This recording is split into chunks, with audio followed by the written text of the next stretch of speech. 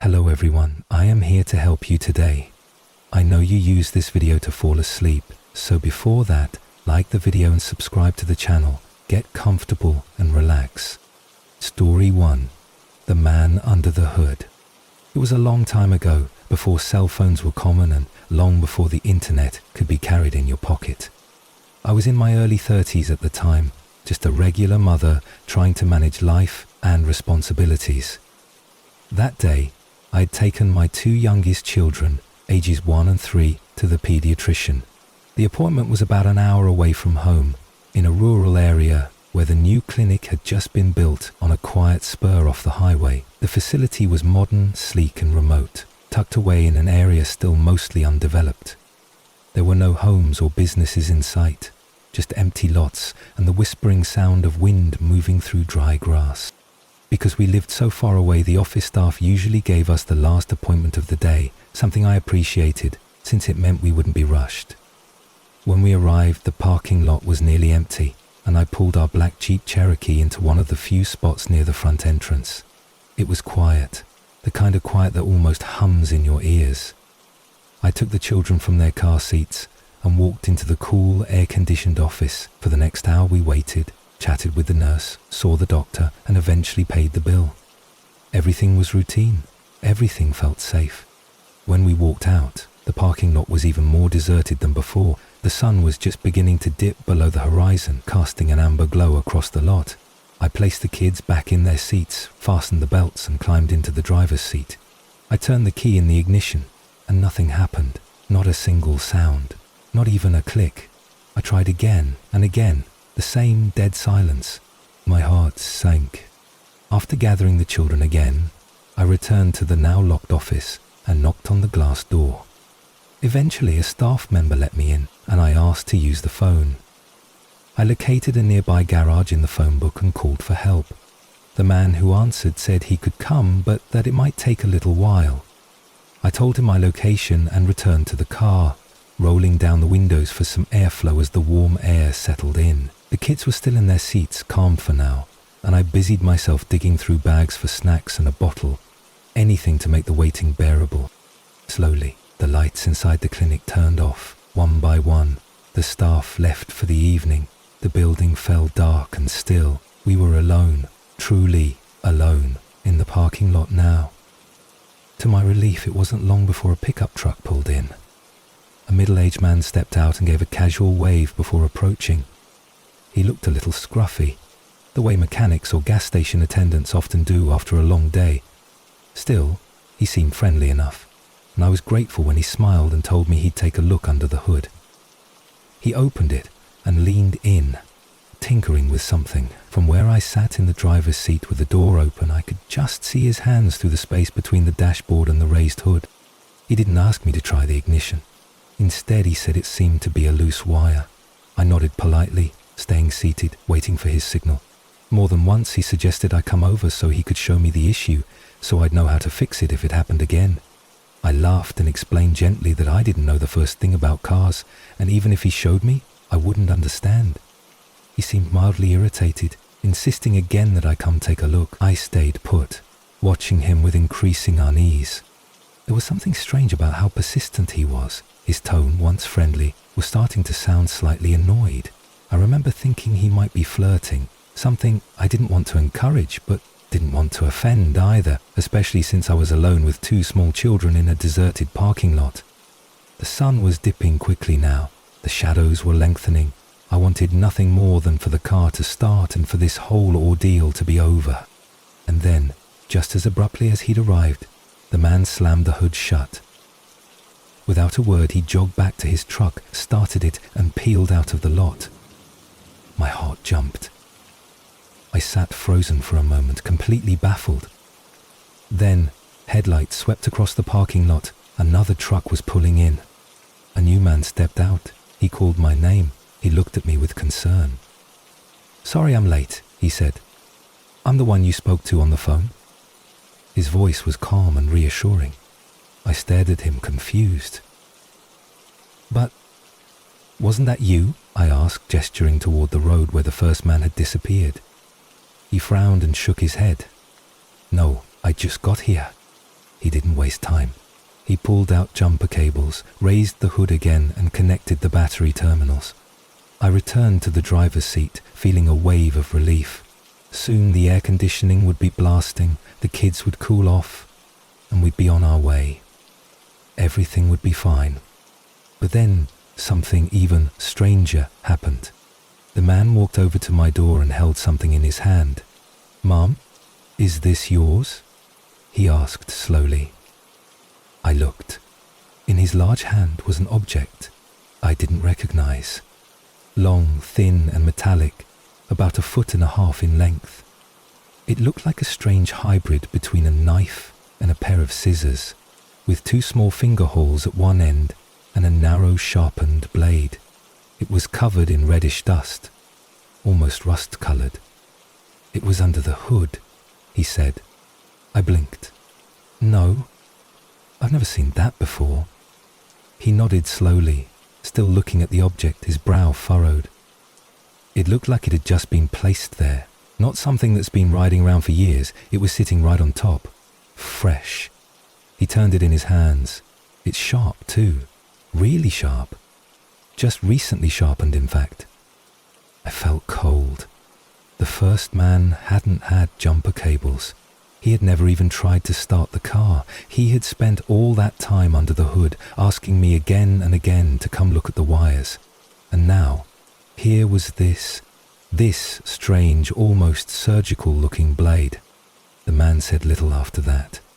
He set the object down on the curb, finished jump-starting the car, and waved for me to try the ignition. It roared to life.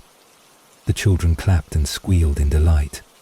I turned the air conditioning up full blast, checked the mirrors, and rolled up the windows. As I got out to pay him, he circled around me again and picked up the blade. "Ma'am," he said, his tone serious now, "I don't know what was about to happen here, but I'm really glad I pulled up when I did." He handed me the odd tool again, and I just stared at it. I didn't want to touch it, but I didn't know what else to do. I asked him to place it in the rear window slot, and he did. Then we both drove off in opposite directions, him to the north, me to the lonely highway that led home. Later that night, once the children were safe in bed, I called the police. I described the tool, gave them its measurements, told them everything I could remember. They weren't particularly interested. One officer told me it sounded like an old surgical implement. Another said I should count myself lucky and keep it, just in case. They didn't want it. They wouldn't test it for fingerprints or DNA. They don't even want to file a report. I wrapped the object in newspaper and stored it in our backyard shed, buried among tools and forgotten lawn equipment. It stayed there for years, until the day we moved out of that house. I threw it away then, finally letting go of the strange piece of steel and the questions that came with it. But I've never forgotten that night. I've never forgotten the man who drove off in a hurry when someone else arrived. I've never stopped wondering what he had planned, and every time I think about it I shudder. Because I was distracted. I was tired. I was trying to take care of my kids and keep everything under control. But I wasn't thinking clearly. And sometimes, that's all it takes. I still think about what might have happened if that second man hadn't pulled in when he did, if my children would still have a mother, if I would have lived to see them grow. And that's a question I may never have an answer to. Story 2, The Man in the Wilderness. I was camping in the middle of nowhere, deep in the wild forests of Washington State, not far from Mount Rainier. But this wasn't an ordinary campground. This was just me, choosing to go off-grid, alone, with only my gear and the trees for company. No signs, no rangers, no other campers, just the raw, untouched wilderness stretching out for miles. I had picked a secluded clearing surrounded by towering evergreens, far from any marked trail. This was the kind of place where you wouldn't expect to see another soul for days, maybe even weeks. The first night passed uneventfully. The wind whistled softly through the trees, and the fire crackled beside me as I sat beneath a darkened sky filled with stars. I fell asleep with that kind of peace you only find when civilization has completely faded from view. But the second night, That's when everything changed. I woke in the middle of the night to the faint sound of movement, soft but distinct, just outside the fabric wall of my tent. The fire had gone out, and all was dark except for the moonlight filtering through the mesh of the tent ceiling. My breath caught in my throat. Slowly, I shifted my weight and turned toward the sound, trying to convince myself it was a deer or a curious raccoon, but then I saw it. Just a faint outline of a man, crouched near where the fire pit had been, unmoving, his silhouette barely distinguishable from the shadows. There was nothing particularly strange about how he looked, at least not from a distance. Just a man. No backpack, no gear, no flashlight. No reason to be there. He didn't speak. He didn't make a sound. He just sat there like he belonged, staring in my direction, watching my tent as if waiting for something. When I shifted slightly, my movement must have alerted him, because suddenly his head snapped up. Our eyes didn't meet exactly. He was just a shape in the dark, but I could feel him see me. And then he bolted. No hesitation, no goodbye. He vanished into the woods like a ghost evaporating into mist. The silence that followed was deafening. I stayed awake for hours, gripped by unease, trying to make sense of what had happened.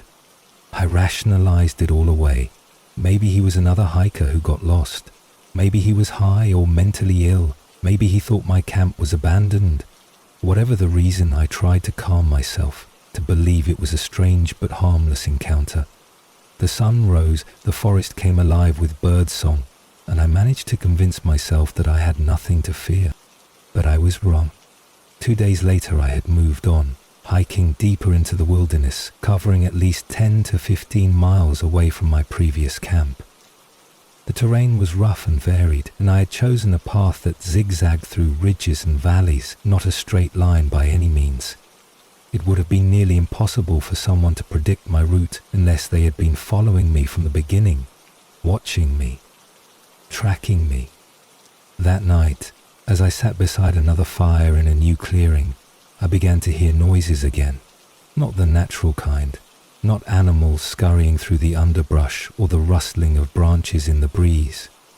No, these were rhythmic, deliberate steps, footfalls. Someone, or something, was pacing just beyond the edge of the firelight. I stood up and called out, thinking maybe it was another hiker looking for help, lost and disoriented. My voice echoed into the woods. Then a voice answered back, "Do you know how to get to Bell's Canyon?" It wasn't just the question, it was the way it was asked.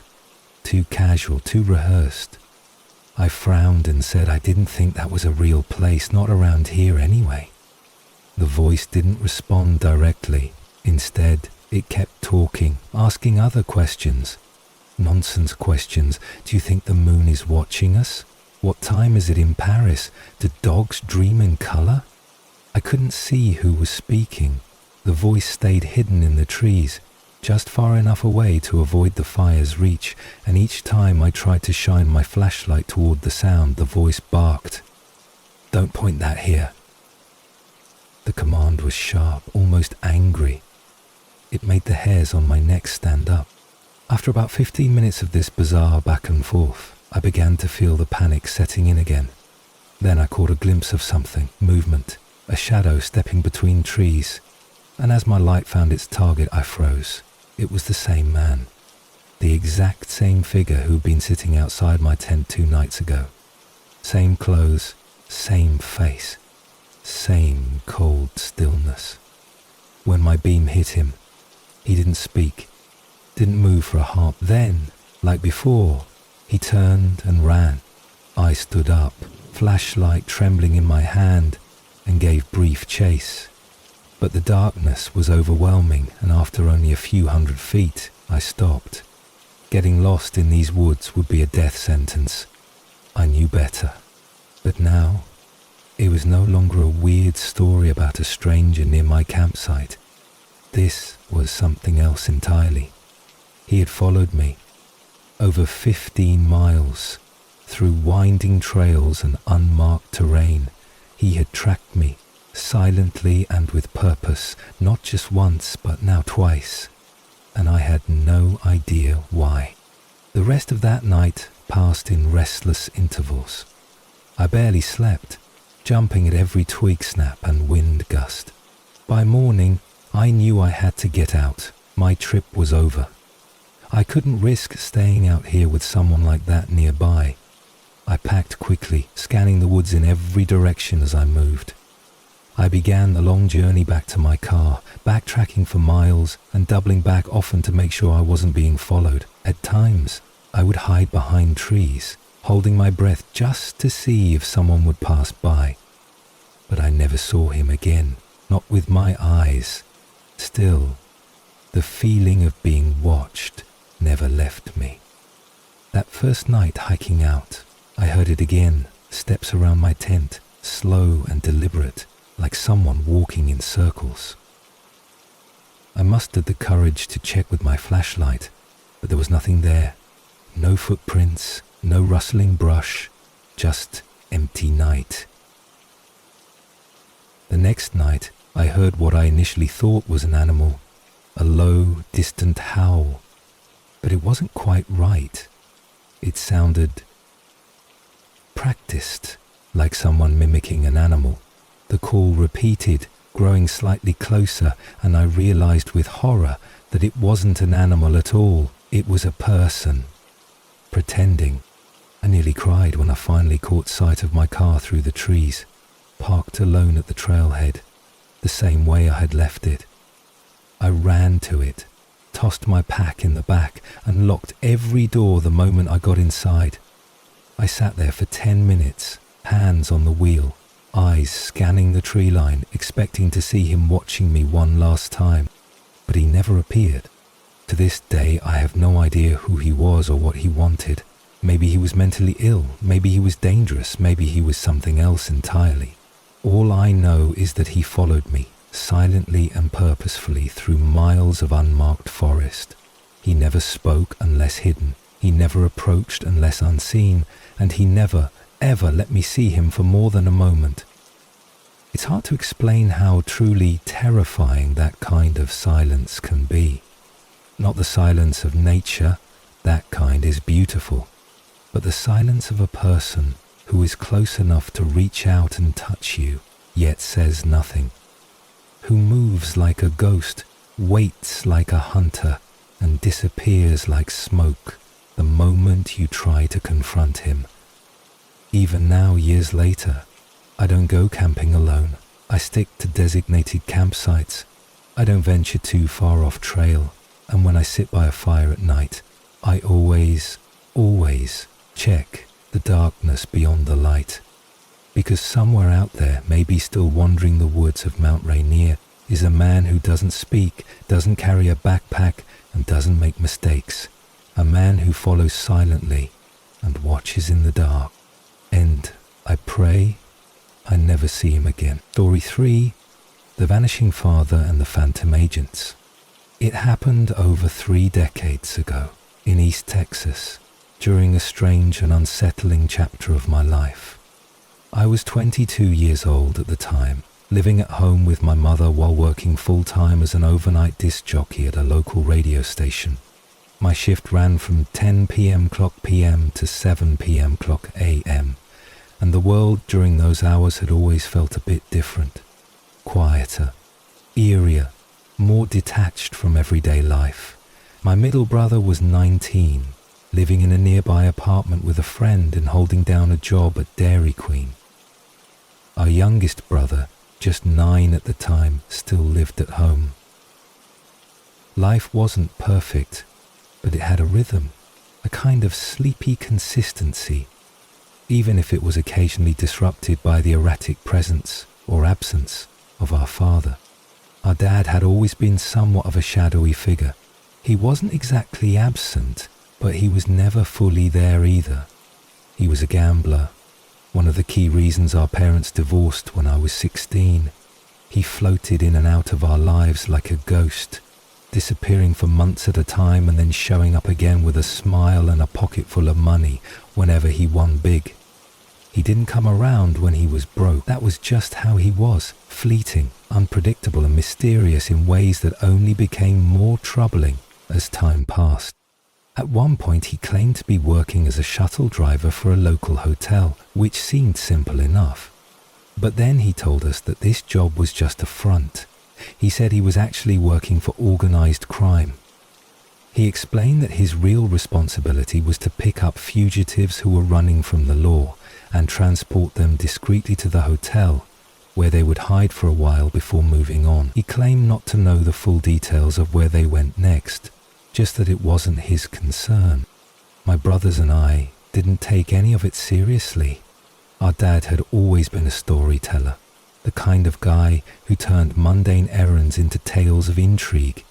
We laughed it off, chalked it up to one of his fantasies, and never gave it much weight. That is, until the day he disappeared. We didn't notice it right away. As I said, disappearing was something he did, but my middle brother was the first to raise the alarm. He called me and our mother, asking if either of us had seen or heard from Dad recently. We hadn't, not in months. My brother then told us something strange had happened. A pair of men had come into his workplace, the Dairy Queen, and asked him if he had seen our dad. They didn't say who they were or what they wanted. They just asked a few pointed questions and left when my brother told them he hadn't been in contact with him. That was the beginning. The next day, the same men came back. This time, they weren't pretending to be polite civilians. They flashed badges and claimed to be with the FBI. They were aggressive, demanding to know where our dad was and pressing my brother for answers. He told them the same thing. He didn't know. None of us knew. He hadn't been around. He went off the grid sometimes, and that was nothing new. But now it didn't feel like just one of his usual vanishing acts. Something was different. My mum decided to call the hotel where he supposedly worked. The manager who answered said he hadn't seen our dad in weeks. He'd just stopped showing up. No explanation, no notice. He was simply gone. Then things got even more unsettling. My brother called again, this time sounding shaken. His roommate had come home and found their apartment completely ransacked. The sliding glass door had been left open and drawers and cabinets were emptied. Strangely, nothing of value had been taken, but a few very specific items were missing. His address book, a photo of his young son, and a teddy bear he had bought for him. It didn't make sense. Who breaks into an apartment and steals a teddy bear? Now, we were really scared. We decided to visit the local FBI office to report what was happening, to tell them that people were impersonating federal agents, harassing my brother, breaking into his home and asking about our father. But when we got there, we were met with blank stares and bureaucratic shrugs. The real FBI denied any knowledge of our dad. They said he wasn't under investigation and that no agents had been sent to speak with any of us. We described the men, the break-in, everything that had happened. They offered no real help. My mother, still trying to find answers, called the hotel again. This time she pressed harder, asking directly whether the hotel had any connection to organized crime. The man on the phone laughed. "Lady," he said, "there's no such thing as the mafia." But the more we tried to understand what was going on, the deeper the mystery became. Why were these men targeting my brother specifically? Why had they broken into his apartment and stolen personal items instead of anything valuable? Why were they pretending to be federal agents if they weren't? And then I remembered something. About 2 or 3 weeks earlier, I'd had an encounter of my own. It was a night off from work, and I'd decided to visit a friend who worked the late shift at the local cable company. We hung out for a few hours, and I left around 3:30 IEM. As I pulled out of the parking lot, a car appeared behind me almost instantly. I hadn't seen it approach. It was just suddenly there, hugging my bumper. The headlights were on high beam, blinding me. I couldn't see the car's make or who was inside. I changed lanes. The car followed. I turned again. It followed. At one point, I turned on my signal to take a left, but when the light changed, I gunned it straight through the intersection and tried to lose the car. It kept following. Eventually, I ducked into a nearby neighborhood, zigzagging through streets until I finally managed to break away. I circled back and headed to a 7-Eleven on the corner. As I pulled in, I saw the car cut through the parking lot, and for the first time, I got a look at it. A tan late model 4-door with 2 white men inside. I ran inside and told the clerk what had happened, but he brushed it off. "Probably just kids messing with you," he said. I didn't want to go home right away. I was afraid they might follow me. So I drove to the radio station where my friend Paula was on the air that night and stayed there for a couple of hours. I told her what had happened. She was concerned, but like me, she wasn't sure what to make of it. By the time I finally made my way home, more than 2 hours had passed. I turned down my street and saw the same tan car pulling out of my apartment complex. As it passed me, the headlights flashed, and I knew it was them. I panicked and called Paula. She was horrified. "Why would they wait at your house for that long?" she asked. "What do they want from you?" It didn't make sense. Why me? Then it clicked. The car I was driving used to belong to my dad. He had given it to me just 2 months earlier. If someone was looking for him, they might have thought I was him, and when they realized I wasn't, they left. But it was more than that. It felt like a warning, like a threat, and now, with my brother being harassed and our dad completely vanished, we were terrified. We went to the local police station and filed a missing persons report. The detective we spoke with seemed genuinely interested. He took notes, asked questions, and promised to look into it. About 5 days later, he called us back with an update. He had found our dad. He was alive, hiding out in Nevada. The detective said he had spoken to him personally. Apparently our dad owed over $50,000, 0 cents in gambling debts, to some unsavory characters. He confirmed that while these people weren't technically organized crime, they were still dangerous. He didn't know if our dad had been transporting fugitives or doing anything illegal beyond his gambling habits, but the danger was real. We asked who had been following us, who were the men impersonating agents, who broke into my brother's apartment. The detective explained that sometimes bounty hunters or debt collectors impersonate law enforcement to get information. They'll bluff, scare people, break into homes. It wasn't legal, but it happened. He also explained that the reason my brother had been targeted was likely because our dad had used him as a reference on his job application, listing his address and phone number. That made him the primary contact. Eventually our dad returned, acting like nothing had happened. He never explained where he had been or what he had done. We didn't ask. Maybe he had paid off his debts. Maybe he'd made some kind of deal. We'll never know for sure. But that summer, those few weeks of unanswered questions, late-night tailgating, break-ins and phantom agents, it shook us.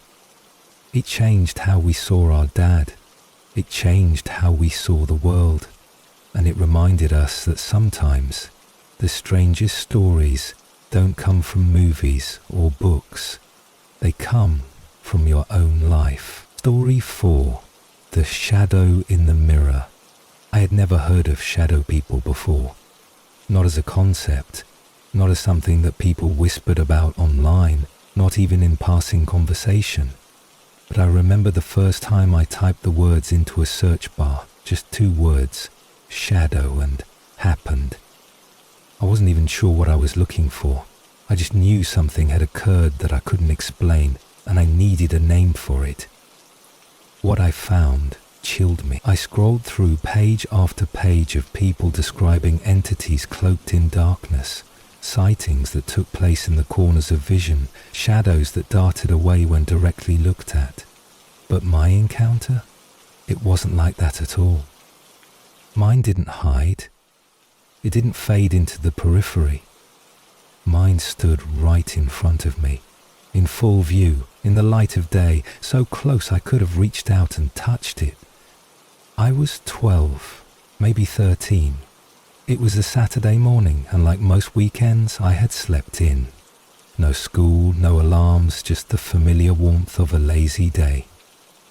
I remember waking up around 9:30 or 10. Oh, Clark AM. The house quiet except for the occasional rustle from the other end where my parents were. I wandered into the kitchen, ate a bowl of cereal while chatting idly with my mum, and then headed to the bathroom to brush my teeth. It was a typical morning. Absolutely nothing about it felt unusual at the time. Now, our bathroom was small. Just inside the doorway, directly in front, was the sink and a wide mirror mounted on the wall above it. To the left was the shower, and to the right, a small linen closet and the toilet. Everything was bathed in natural light, pouring in through the frosted glass window, the kind of soft illumination that only comes from a clear morning. I stepped inside and began brushing my teeth. The mirror reflected my own sleepy face back at me, toothpaste slowly foaming at the corners of my mouth. It was then that I felt it, that sudden, inexplicable sense that someone was standing behind me. It wasn't just a passing thought. It wasn't paranoia, it was a certainty. I froze, toothbrush still in my hand, and I dared not turn around. I glanced into the mirror again, expecting, no, hoping to see nothing, but there was nothing there, just me. And yet, the feeling didn't go away. It pressed against me like a heavy hand on the back of my neck. Slowly, hesitantly, I turned. That's when I saw it. There, standing just outside the doorway, was a figure, tall, impossibly tall, so tall it would have had to duck just to enter the room. Its entire form was made of darkness, not like a shadow cast by light, but darkness itself, as if the very idea of light refused to touch it. There were no features, no clothes, no distinguishable marks, only two glowing red eyes that pierced straight through me. They didn't shimmer. They didn't blink. They just burned, low and deep, filled with something ancient and unfeeling. It didn't move. It didn't speak. It simply stood there, silently staring at me. I opened my mouth to scream, but no sound came out. I tried again. Nothing. My voice had vanished. It was as if fear itself had reached into my throat and stolen the air from my lungs. I couldn't move. I couldn't breathe. I was paralyzed by those eyes and the sheer weight of its presence. Then, slowly, its arm began to rise. One long, impossibly thin hand emerged from the darkness, fingers stretched and pointed toward me. It took a step forward, and then it vanished, just like that. Gone, no sound, no flash of movement. One moment it was there, and the next there was nothing. The doorway was empty. The hallway beyond looked exactly as it always had. But I didn't move for a long time. I stood there, frozen, the toothbrush still in my hand, staring at the spot where it had stood. My heart was pounding so hard that I could hear it in my ears. When I finally found the courage to run, I bolted straight to my parents' room. I burst in, breathless, pale, still shaking. My parents were in the middle of an argument, their expressions softening slightly when they saw the state I was in. I told them everything, what I saw, how I couldn't scream, how it reached toward me and then disappeared. My mum gave me a puzzled look, clearly trying to make sense of what I was saying. My dad? He laughed, not a mean laugh, just that dismissive chuckle people use when they think a child is exaggerating. They chalked it up to a nightmare, maybe a lingering dream from sleep. But I knew better. That wasn't a dream. From that day on, I could never use that bathroom with the door open. Ever. If I had to brush my teeth, I closed the door first. If I showered, I locked it. Even if I just needed to grab a towel, the door stayed closed. It became a ritual, an unspoken rule etched into my memory. The presence I had felt hadn't just frightened me, it had lingered. It stayed with me like a cold wind pressed against the back of my spine, and the nightmares started. In the weeks and months that followed, I began to have recurring dreams, always the same. I was back in the bathroom brushing my teeth. I'd feel that presence again, turn around, and there it would be, closer this time, sometimes already inside the room, sometimes reaching for me, sometimes whispering something I couldn't understand. And always, just like before, I'd try to scream. And I couldn't. No sound would come. I would wake up drenched in sweat, heart pounding, and the image of those red eyes would linger even after my eyes opened. I never told my parents again. I knew they wouldn't believe me, but over the years, I've read more and more about shadow people, about others who've seen them, usually at night in the corners of dark rooms or standing over their beds. But I never found an account quite like mine. None of them described broad daylight. None described that level of clarity, of proximity. None had those eyes. I'm an adult now, and I no longer live in that house. But that moment, it's as vivid in my mind today as it was all those years ago. Every detail, every second of stillness, every ounce of fear. I sometimes wonder why it appeared to me, why it chose that moment, why it reached for me, and most of all, why it left. But there's one detail I haven't forgotten, one that still keeps me up some nights when I allow myself to think about it too deeply. It didn't vanish in fear. It didn't seem startled by my presence. It simply left, as if its purpose had been fulfilled, as if its work was done. And that's what haunts me most of all. Story 5.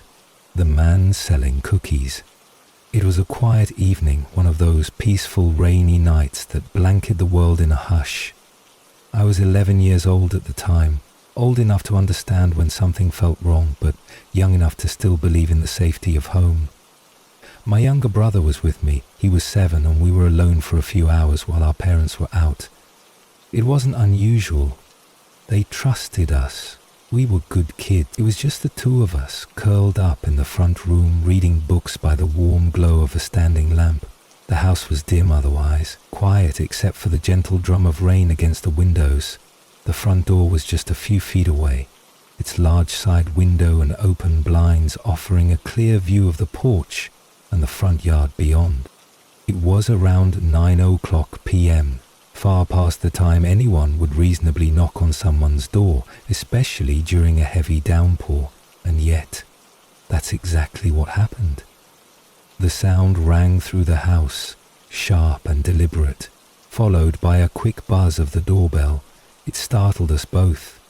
My brother looked up from his book, and I turned toward the sound, heart skipping a beat. At first I figured our parents must be home early, but that didn't make sense. They would use the garage entrance. They had keys. They wouldn't knock. Still, I stood and walked slowly toward the door. I didn't open it, of course, not right away. I was cautious. I glanced out the peephole first and then checked the side window. What I saw immediately set off alarm bells in my young mind. A man stood on our doorstep, alone, maybe in his late 50s, drenched from head to toe, but oddly calm, almost too calm. No umbrella, no coat, just a soaked windbreaker clinging to his thin frame. His hair was plastered to his forehead, and his expression was unreadable. He wasn't carrying anything. No bags, no boxes, no clipboard. No sign of a delivery or even an attempt to shield himself from the rain, just standing there in silence. Then, his voice cut through the sound of the storm. "Would you kids like some cookies?" he called out, loudly enough to hear through the door. "Cookies! Girl Scout cookies," he claimed. I froze. My breath caught in my chest. Something about the way he said it made my skin crawl. It wasn't the words themselves, it was how forced they felt, how unnatural the timing was. It was 9 p.m. on a stormy night, with no car in sight, no uniform, and no child with him. Who sells cookies in that kind of weather? Who does so at night? But I didn't answer. I stepped back from the door and moved quickly toward the living room. My brother was still sitting on the couch engrossed in his book. That's when I realized the blinds were open, the light behind him casting our movements clearly against the window. He was completely visible from the outside. My stomach turned as I moved toward him, suddenly panicked. I turned back to glance at the window near the door and saw the man peering inside. His face was pressed to the glass now, eyes scanning the interior, not knocking, not speaking, just watching. He moved slightly, trying to get a better look at my brother. His face was blank, unfeeling. That same soaked windbreaker clung to him like a second skin, water dripping from his sleeves. There was still no sign of a cookie box. Something inside me screamed, not aloud, but that primal, internal alarm bell that every human carries deep within them. I rushed to the window, yanked the blinds shut, and turned off the light in the living room. I pulled my brother up and told him, calmly but urgently, to follow me. I didn't want him to panic, didn't want to scare him, but I knew we couldn't just sit there and wait. We retreated to one of the inner closets, a windowless storage room near the center of the house. I ushered him inside and told him we were playing a game. He didn't question it. He just grabbed a flashlight and curled up on a blanket, thinking we were playing hide and seek. I didn't tell him the truth. I couldn't. He was too young. Meanwhile, I tiptoed back through the hallway, checking all the locks again. The door was secure. Every window was sealed. The blinds were shut tight now, hiding us from view. But I couldn't shake the feeling that he was still out there, watching, waiting. I wanted to call someone, anyone, but I hesitated. I was just a kid. I hadn't memorized the non-emergency police number, and I didn't know if I should dial 911. What if they didn't take me seriously? What if it wasn't an emergency after all? What if he really was just some poor old man selling cookies? But every instinct I had told me otherwise. That wasn't a salesman, that was a predator. Eventually the knocking stopped. The voice was gone. The silence returned, but it wasn't peaceful anymore. It was dense, suspenseful. I didn't move from the hallway for what felt like an hour. I just listened, my ear pressed against the front door, trying to detect any sign of footsteps, breathing, anything. Nothing. At some point, I gathered enough courage to return to my brother. He was still curled up, still pretending it was all a game. I told him we were safe now, that it was over. But I didn't believe it. Not really. When our parents returned later that night, I told them everything. I expected them to freak out, to call the police, to sweep the neighborhood. Instead, they were calm, too calm. Maybe they didn't want to scare me. Maybe they really thought I was exaggerating. But their reaction left me feeling even more unsettled. Like maybe I had been alone in more ways than one. The man never came back, not that we know of. But for years afterward, I refused to open the door after dark. I couldn't walk past the front window without glancing out. I started locking doors and windows obsessively, double and triple checking everything before bed. And even as I got older, even when the fear faded into something more manageable, I never forgot the feeling of those eyes through the glass, that false smile, that lie about the cookies, because I knew somewhere deep in my bones that if I had opened that door even just a crack, things would have turned out very differently. Story 6. The Voice in the Woods. I was probably about 8 years old when it happened, maybe a little younger. My brother, just 5 at the time, and I were outside playing in the yard. We lived in a quiet part of Grindstone, Pennsylvania, where homes were spaced far apart. and everything was wrapped in the kind of deep silence that only comes with living in the countryside. Our house sat on a couple of acres, nestled between an open pasture on one side and a thick, sprawling forest on the other. To the left was a farm with a small herd of cows and a barn that had seen better days. A fence separated us, but we were allowed to visit the farm occasionally.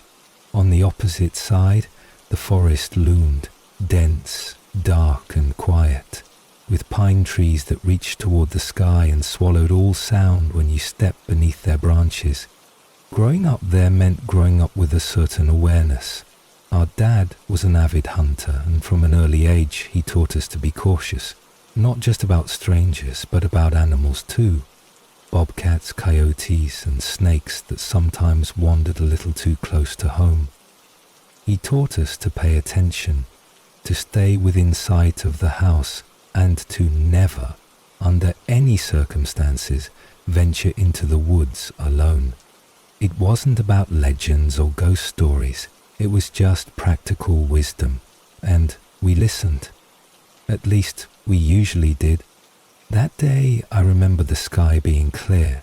The wind was light, the air was filled with the smell of summer grass, and the occasional whiff of manure drifting over from the farm. We were playing a game, I can't remember what. Something simple like tag or make-believe.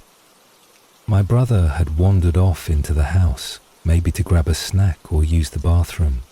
I stayed behind, sitting on the grass, poking at an anthill with a stick. I was lost in that simple way only kids can be, entirely unaware of time, completely absorbed in my own world. And then I heard it, a voice. It wasn't loud, it wasn't sudden, it was soft, almost sing-songy, like someone calling a child inside for dinner. "Kimberly," the voice called. "Come here, sweetie, over here." It was my mother's voice, or at least I thought it was. The tone was unmistakable, gentle, familiar. She used that same tone when she was trying to coax us inside from playtime, the kind that meant we weren't in trouble, just needed somewhere else. The thing was, it was coming from the woods. I turned toward the trees, confused. The voice was calling from somewhere just beyond the fence line, where the pasture ended and the forest began. But my mum should have been inside. She had been cooking lunch the last time I saw her. Why would she be out in the woods? Still, I was 8. The logic didn't hit me right away. I stepped toward the fence, hand on the wooden slats, peering through the gaps toward the trees. "Come on, Kimberly," the voice said again. "Come here, sweetheart." It was so strange. Her voice carried, but it was muffled too, as if the trees themselves were swallowing the sound. I couldn't see anyone, not even a shadow, but something about it was magnetic, like a thread tugging at my chest. I climbed over the fence one leg at a time and started walking slowly toward the woods. I didn't go far, maybe 10 feet, maybe 20, and then I stopped. It hit me like a wave, an overwhelming feeling that something was wrong, deeply, fundamentally wrong. The hairs on the back of my neck stood up and my stomach twisted. My mum would never be in the woods. She would never call me from there, and if she had wanted me, she would have come to the door and shouted for me, the way she always did. I looked around, suddenly aware of how quiet everything had become. The birds had stopped chirping, the cows weren't mooing, even the breeze seemed to pause. The trees looked darker than before. The space between them felt more narrow, more oppressive. The voice didn't call again. Without thinking, I turned and ran. I didn't look back. I didn't want to see anything standing in the shadows. I ran back to the fence, scrambled over it, and burst through the front door of our house. My brother was on the floor in the living room, playing video games. My mum was sitting at the kitchen table, flipping through a magazine. She looked up and blinked in surprise when she saw me. "Are you okay?" she asked. "Did you call me?" I asked breathlessly. She frowned. "No. Why?" I tried to explain, stumbling over the words. I told her about the voice, how it sounded like her, how it came from the woods. She listened, nodding, her expression tightening slightly. When I finished, she set the magazine down and stood up. "Stay inside for the rest of the day, okay?" That was it. No further explanation, no disbelief, no laughter, just a quiet order. Years later, as an adult, I brought it up again. We were sitting on the back porch, sipping sweet tea and watching the sun sink over the pasture. The forest, now just a backdrop to my childhood memories, rustled gently in the wind. "Do you remember that day?" I asked. The voice in the woods. She didn't answer at first. Then she nodded slowly. "I remember," she said, and I meant what I said back then. "I didn't call for you. I was in the kitchen the whole time." I asked her if she ever heard anything like that herself. She shook her head, but didn't look at me, just stared into the trees. There was something about her face, something she wasn't saying. I didn't push. To this day, I still think about that moment, about how easily I might have kept walking, how close I came to something I'll never understand. It wasn't my mother calling me, of that I'm sure. Whatever it was had used her voice. It knew what I would respond to. It knew how to lure me in. And even now, all these years later, I still get chills when I think about how close I came to listening. Story 7. The silent patrol car. It was late, past midnight, though the exact time escapes me now. The city was quiet, the streets sparsely lit by pale, flickering street lamps that cast more shadows than light.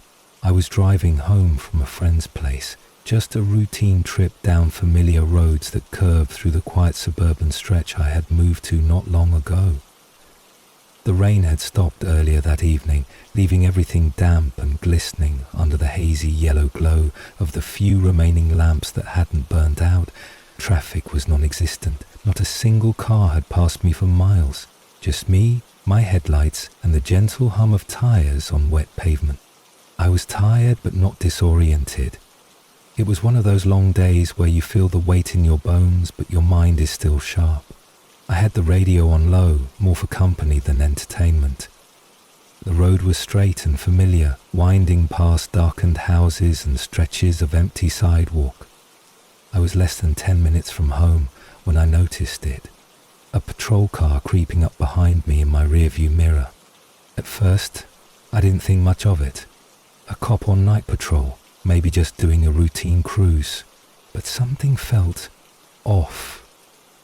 There were no lights, not just no flashing red and blues, no headlights at all. The car had come up silently, its presence suddenly registering in the mirror like a phantom. It was close, uncomfortably close. I squinted, trying to make out more details through the glare of my rearview mirror. The silhouette of the car was unmistakable.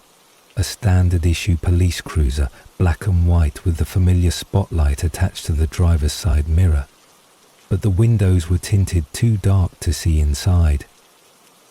Still, I didn't panic. Maybe it was just a patrolman driving without his lights for some reason. Maybe his headlights were broken. It was strange, sure, but not immediately alarming. I signaled and moved into the right lane, expecting him to pass. He didn't. He shifted lanes too, tailing me. I changed again. So did he. At this point, the tension in my body began to build. I slowed down, hoping he would pass or back off. He matched my speed. I sped up slightly, hoping to create distance. He kept up effortlessly, never increasing or decreasing his distance, just hovering behind me like a shadow. I began to think I had done something wrong. Maybe I had a tail light out. Maybe I had rolled through a stop sign without noticing. I checked my speed, well within the limit, no swerving, nothing suspicious, but still, he didn't flash his lights, didn't activate his siren, didn't so much as signal me to pull over. And then I noticed something else. The interior of his car, it was dark, pitch black, no dashboard lights, No flicker from the onboard computer that usually glows in a patrol vehicle. Not even the faint green of a radio interface. It was like no one was in the car at all. But it was moving, keeping pace with me, guiding itself. By now my heart was pounding. Every instinct in my body told me something was very wrong. I pulled onto a side street, hoping he would continue on. He turned with me. I turned again, randomly, this time onto a smaller, narrower street that curved behind a row of shuttered shops. He followed. At this point my hands were slick with sweat. I told myself to stay calm, to breathe, to think. I couldn't keep driving in circles. I needed to go somewhere public, somewhere with lights and witnesses. I took a deep breath and made the decision to pull over. I figured if it was a real cop, he'd get out, he'd identify himself, he'd explain. And if it wasn't, well, at least I'd be in control of the situation, at least I'd be stopped. I pulled to the curb slowly and came to a full stop. The cruiser pulled in behind me. Still no lights, still no sound. Just idling. I waited. A minute passed. Then 2. Nothing happened. I checked my mirrors again. The figure in the driver's seat, or what I thought was a figure, didn't move. There was no flashlight, no door opening, no approach. Just stillness. The silence was suffocating. My mind raced through possibilities. Was this some kind of prank? An off-duty officer messing around? Was it even a real patrol car? Or was it someone who had gotten their hands on one? I reached for my phone, but my hands were shaking so badly that I dropped it between the seat and the console. I cursed under my breath and reached down to grab it, my fingers fumbling in the dark. When I sat back up, the car was still there, still unmoving, still silent. I stared at the rear view mirror, willing it to do something, anything, and then I noticed movement, not from the car but in myself. A realization, a shift. Something deep inside me snapped into place. I was in danger, not in the vague, uncertain way where your imagination runs wild, but in the visceral, primal way your ancestors must have felt when they heard a predator circling outside the cave. I didn't know how I knew, I just did. I started the engine and drove away. The car didn't follow me. I didn't go straight home. I circled the neighborhood several times, eyes darting to every side street and intersection. I drove past gas stations, convenience stores, anywhere with lights and cameras. When I was sure I was alone, I made my way home, pulled into the driveway and rushed inside. I locked every door, closed every curtain, sat in the center of my living room with all the lights on, and didn't move for a long, long time. I never saw the car again. I told a few people, friends, a co-worker. No one believed me, not really. They thought it was a trick of the light, a sleep-deprived mind making something out of nothing. But I know what I saw. I know what I felt. That car wasn't just a car. And whoever or whatever was inside it wasn't there for a routine traffic stop. Sometimes, late at night, when I'm driving and the streets are quiet again, I glance in the rearview mirror and half expect to see it. That unlit patrol car gliding along behind me, silent, patient, waiting. Story 8. The disappearing woman on the road. It was fall when it happened, the kind of evening where everything seems to carry a golden stillness. The trees along the highway had turned brilliant shades of orange, crimson, and fading amber. The wind rolled softly across the hills, sending dry leaves tumbling along the shoulder of the road like forgotten memories. I was driving home from a small gathering, nothing major, just a weekend dinner with old friends who'd moved out to the quieter parts of the countryside. The drive back was meant to be simple, just an hour of calm through winding back roads before reconnecting with the main stretch of highway that would guide me into town. I had taken this route before. It was scenic, remote, peaceful. But that night, something felt different. Not dramatically so, just a faint pull of unease, like the world had shifted by one imperceptible inch. It was just after 11 p.m, and the stars had already taken their places across the sky. I drove with the window cracked slightly, letting in the cool air that carried the scent of pine and damp earth. There was no other traffic, not a single pair of headlights in either direction. My headlights illuminated only the next 100 feet of lonely road ahead, flanked by towering trees on either side. I didn't have music on. I was enjoying the quiet. Then I saw her. At first it was just a shape, vague, indistinct, emerging from the shadows about 50 yards ahead. I slowed instinctively.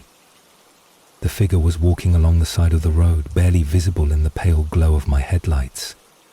A woman, barefoot, in a white dress that clung to her like it was soaked. Her hair was long and dark, hanging down across her face in tangled strands.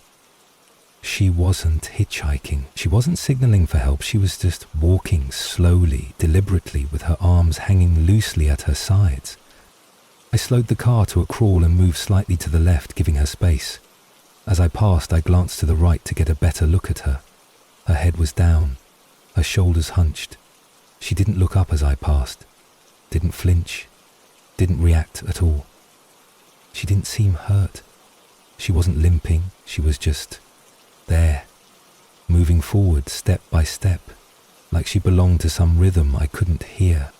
I drove past her, the road falling back into darkness behind me, and for a long moment I debated turning around. It was cold, she was barefoot, something was clearly wrong. I considered the possibilities. Maybe her car had broken down, maybe she was in some kind of trouble, but I couldn't shake the feeling that stopping would be a mistake. A deep gnawing instinct told me to keep going, and yet logic pushed back. What if she needed help? What if I was the only car she would see that night? I pulled over about a quarter-mile ahead, hesitating with my hazard lights blinking in the dark. I looked back, expecting to see the pale figure illuminated in my red tail lights. She wasn't there. I stepped out of the car slowly, calling out into the stillness. "Hello?" I said, my voice barely rising above a whisper. No answer. The trees rustled quietly. A bird called out from somewhere deeper in the woods. I waited, straining my ears. Still nothing. I walked back slowly, flashlight in hand, scanning the edge of the road. The grass was undisturbed. No footprints, no broken branches, nothing. I walked the entire stretch back to where I had passed her. Nothing. It was like she had vanished into thin air. I returned to my car, feeling a chill that wasn't from the wind.